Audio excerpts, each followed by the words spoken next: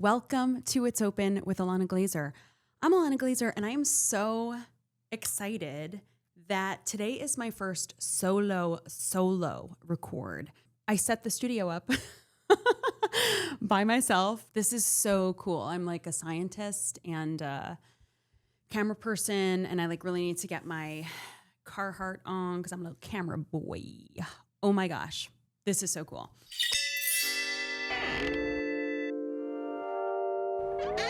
I went to Florida last week. My kiddo was off from school, so we went to Florida.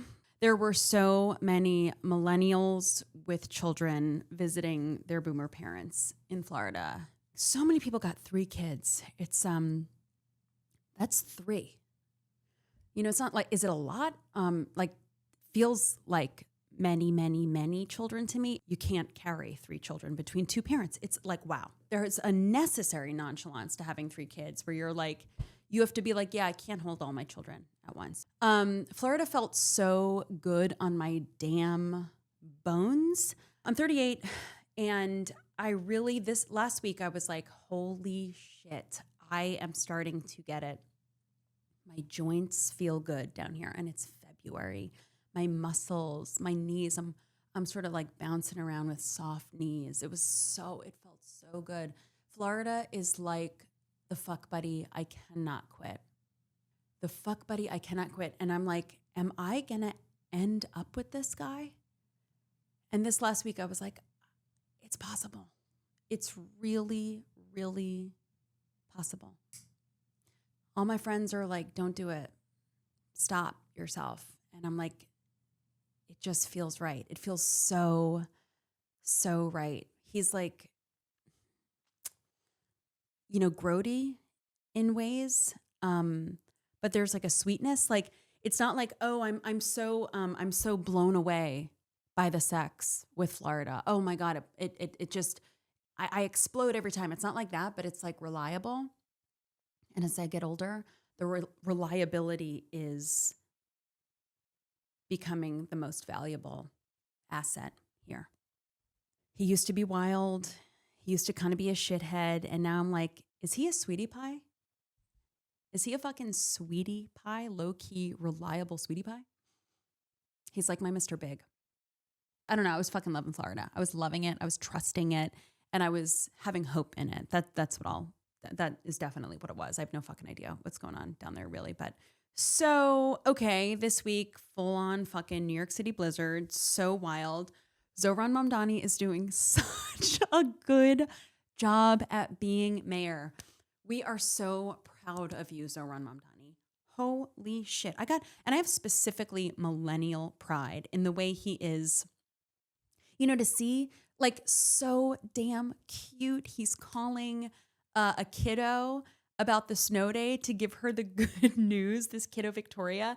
And he's like telling her it's a snow day, no online school even. And she's like, woo, just so much joy. He is doing such a good job. And from the blizzard a few weeks ago, from then until now, his messaging over Instagram, like to use Instagram as this incredible tool. Oh my gosh, I feel so lucky to be a New Yorker in Zohran Mamdani's mayoral New York. It's just there's joy, there's beauty, and there's incredibly effective communication and policy. Like he from a few weeks ago's blizzard till now, he changed the policy like based on comments in social media to his, you know, first video a few weeks ago, changed the plowing on the sidewalks to being 4 feet wide for disabled New Yorkers. Like using the tools at hand, got the people in place on the team to take this all in, make the changes and communicate it effectively. And then Zohran, what a wonderful face of this whole operation. Okay. So I thought I was going to be doing an announcement today. I have a pre-announcement and then I have an announcement. My pre-announcement is that I have an announcement coming next Tuesday, and a teaser for that announcement drops on Instagram today. So check that out. And if you want to be the first to hear this announcement and have access to all its fruits, I invite you to sign up for my newsletter at substack.com/@Ilana Glazer. Again, that's substack.com/@Ilana Glazer. So, okay, my other announcement.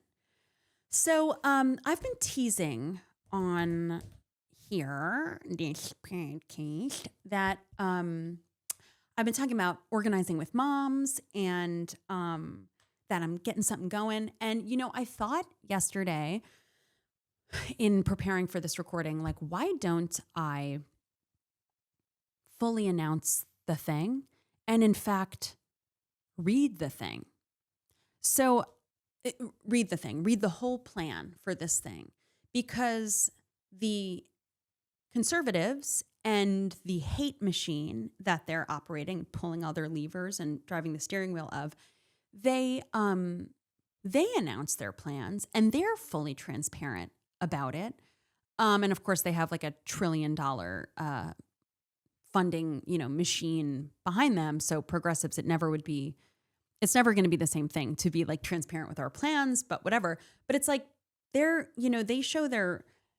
flash us with their little devil penises, and tell us of their disgusting plans. And, unfortunately, the Democrats are like, no way, man. No way. Let's keep the billionaire funding program in place so that we have access to that too.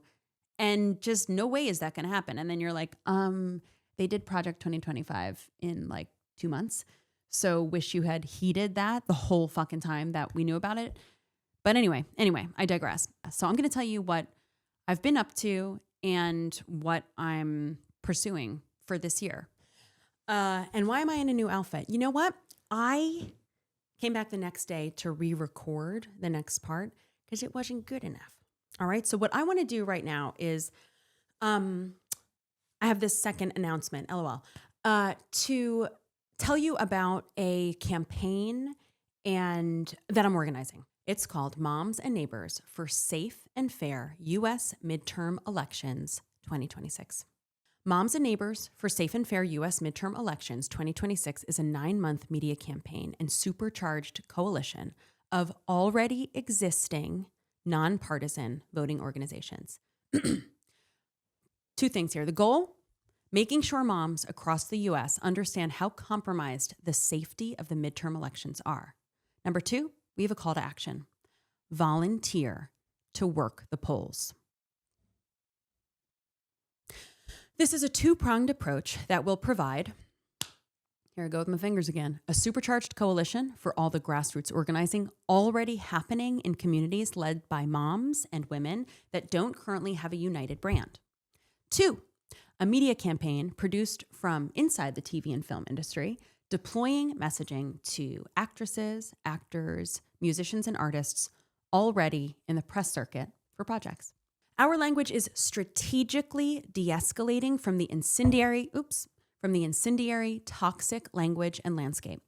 The title is this specific to make it unco-optable and unindictable, and centering moms will undeniably center human rights.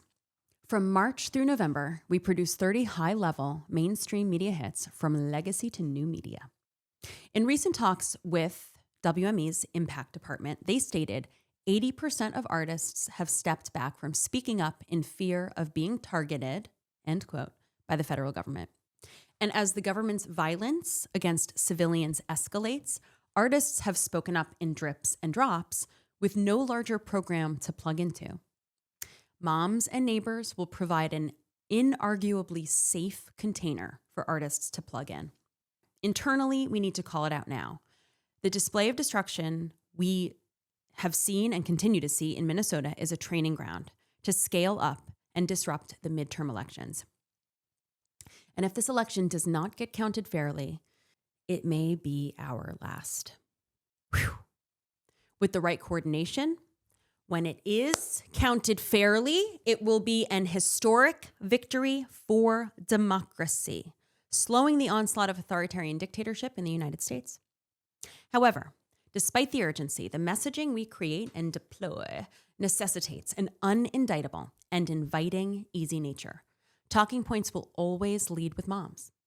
For example, for an artist who is a mom, as a mom, I think it's important to vote fairly because, or for a younger artist who's not a parent, I love my mom and I am so proud of her for signing up to volunteer at the polls this November. Or for child-free artists who may not be so young. I have so many friends who are moms volunteering at the polls this November. See just a few examples below of how we plan to activate. So picture this. We're starting in March. A town hall aimed at Gen Z and millennials with Courier News, Move On, and Midas Touch. Launch the digital footprint of this campaign, softening the narrative around Gen Z and millennials by rooting the conversation in motherhood. The framing, millennial motherhood, adulting as millennials, and what our responsibility is as millennial Americans to Gen Zers. De-radicalize the fight for human rights in this moment in history to kick off our call to action, volunteering at the polls in November. Also in March, the Oscars. Kicking off with the town hall, first we'll set a narrative precedent for artists who are ready to plug in with mom-centric talking points to speak on the red carpet for sound bites and naming our call to action. All very soft and delicious, talking about moms. Start to pepper in already existing press opportunities that can now reference the Moms and Neighbors movement and rename the call to action. Picture actresses and actresses who are already set to appear in Good Morning America, Kelly Clarkson, Jennifer Hudson, Kelly and Mark, and so on, plugging projects and then tacking on at the end anecdotes like, and I know this is a big election year and I remember going to the polls with my mom as a kid, or it's so hard for America to be so divided right now. And I think about my mom who's overcome so much adversity in her life. Or my final example right now is, as a mother in the United States right now, I really want to leave the campsite better than I found it. So I'm going to volunteer to work the polls and want to invite other moms around the country to do the same. May, a roundtable for Mother's Day with someone like Jake Tapper. The frame is the hopes and dreams of American mothers this year. We also create space for all the grief American mothers are enduring, from the killing of Renee Good, who was a mother, to the killing of Alex Preddy and the statement from his father and mother. Oh gosh, and we look back at the way ICE used Liam Ramos as bait, the images of him from the detention center in Dilley, Texas. We make space to think about all the children who are there now, today, and we relook at reports of conditions there, or we update those reports. We end with hope and action items. We're seeing communities come together, demonstrating nonviolently, using their First Amendment right, and we know how important this year's elections are to all Americans who just want to see their country united. June, July, and August, we aim for more morning spots, but also get into late night. Messaging also coordinates with Digital Media and Grassroots Coalition to get more specific about what voting will look like and how moms and neighbors will protect each other. We can start to kick off a series of social campaigns like posting a picture with your mom and tying it into November, restating the call to action. We will also start to spread the way we see this group. So picture another social campaign where we insert different demos for neighbors, taking pics with a mom. For example, sweet pictures like moms and grandparents for safe and fair U.S. midterm elections, or hot beach pics for moms and gay guys for safe and fair U.S. midterm elections, or cool it all the way off with moms and clergy for safe and fair U.S. midterm elections. I'm talking lesbians, musicians, old ladies, atheists, athletes, activists, nerds, whatever. Anybody and everybody is welcome to join this campaign. We can also create a booth at the National PTA Annual Convention happening in June in Pittsburgh, Pennsylvania, and ask our artists to come through to take pictures with attendees. Okay, we're coming on to September. Here's the Holy Grail. A Labor Day concert in Philadelphia. It's called America 250, Labor of Love. It's a music concert with interstitials tracking America's history from stolen labor to labor unions. We go big, like Live Aid big. Bruce Springsteen and Billy and Phineas Eilish are our first asks. Once they say yes, everybody's going to roll in. Come on, we're talking Taylor Swift, girl, Lord. Bad Bunny's done his job, but he's certainly welcome. Missy Elliott, The Roots, De La Soul, Durr. These are direct asks the group we have here has access to. I don't know. Can you just imagine Jon Stewart as our MC? I can. The crowd is filled with moms, neighbors, and labor unions with free tickets. The call to action is stated again and again. Volunteer to work the polls in November. And artist messaging leads with moms and neighbors. Additionally, we plug into the Forbes Power Women's Summit September 2026. And at this point in this campaign, we can start to paint the party vibes, dog. We hit the call to action, but now with more color, we can refer to the call to action as chaperoning. Like moms are volunteering to work the polls. Girl, they're chaperoning them, like prom. We add the call to action with fun visuals, bring snacks, hand warmers, cookies, and we let everybody know there will be spirit tunnels, a la the Jennifer Hudson show. It's October. We lean into the organizing, easy, actionable graphics pointing to nonpartisan organizations for artists who have plugged in to post and repost. We plug into the Variety's Power of Women as well as Town and Country's Philanthropy Summit, to name a few. Okay, November. The goal is here optically to soften voting, bringing kids to polling places and volunteering at the polls. Picture people with mom shirts and others with I'm with mom, bright, unmistakable, and inviting. We've got those snacks, hand warmers, and we're doing the spirit tunnel all day. We have been leading all year with moms as the organizing principle to this narrative, but it comes down to every single voter, volunteer, and organizer possible, safeguarding the voting process as well as the votes counting process. With so much narrative building, live streaming outside the polling places could create accountability for safety. We'll see what is legal there, which could be from the grassroots side, digital media, as well as local affiliates of legacy media. This group, who is the brain trust of this project, we have the relationships and we have the reach. We can't control people's response to this, but if we land the language just right and stay within the parameters we set, it will be easy for talent to jump in. Okay. Paired with a grassroots organizing campaign, the media campaign will hit one directive over and over: volunteer to work the polls. While this will be the one piece of information repeated at the highest levels of amplification, all the other pieces organizing this enormous, complex puzzle will fall into place and be normalized to the average deactivated voter. Moms First and Move On's nonpartisan C3 arm to create opportunities through virtual meetings to leverage the power of moms and women's relationship to hold the stakes of this election and convince each other to join the fight, to convince male partners and family members to participate. And the container of neighbors invites Americans of all identities who may not have normally stepped up to help save democracy for just a finite period of time, just until November. Using moms as an organizing principle of our narrative will de-radicalize our messaging to the average American voter. We said it, but it's worth restating. We will leverage a curated web of nonpartisan organizations to activate all year. For example, legislation, we author nonpartisan bills to protect the midterm elections from ICE's violence, from masked federal agents, and other intimidation tactics. Whether or not it passes, it will feed the narrative and mark history.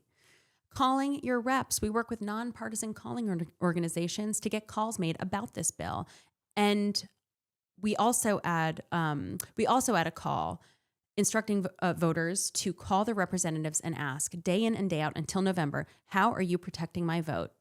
How are you protecting my vote and voting experience come November? That's a nonpartisan question to Democrats and Republicans alike.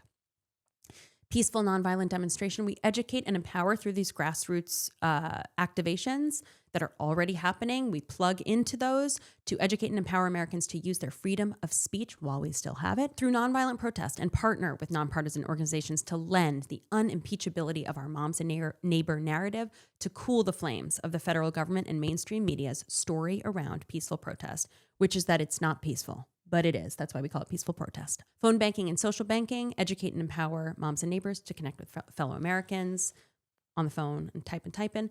And protecting communities against masked, anonymous federal agents using violence against citizens. Upon seeing what's been happening in Minnesota and all over the country, lots of education is happening right now within communities to protect families and neighbors. We will raise awareness, connect the dots that neighborhoods across the country are doing the same thing.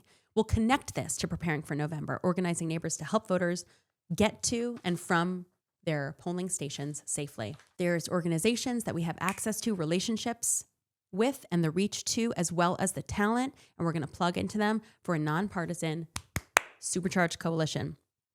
The Brain Trust. The Brain Trust here is Brittany Packnett-Cunningham, internationally acclaimed speaker and strategist on liberation through social justice organizing. Reshma Saujani, who founded Girls Who Code and is the founder and CEO of Moms First. Me, Ilana Glazer. I'm technically an internationally acclaimed comedian and activist, co-founder of Generator Collective. We got Rania Beatrice, future It's Open podcast guest, and brilliant political strategist and consultant.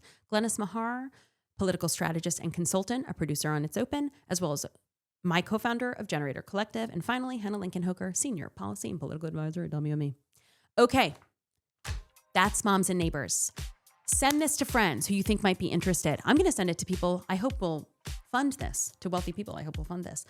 So I'm going to wrap it up and say that this has been a Star Picks production. I want to thank the It's Open Brain Trust, Annika Carlson, David Rooklin, Madeline Kim, Kelsie, Kiley, and Glennis Meagher. I want to thank our editor, Tovah Leibowitz. I want to thank Raymo Ventura, who makes the graphics and the opening musical sting, as well as Don Herr, who does this outro music. I want to thank the brilliant people who made this look and sound so good, which is Lexa Krebs, Kevin Deming, and Nicole Maupin. And that's it. I hope you are staying warm and safe and sending you love. God bless you, beach.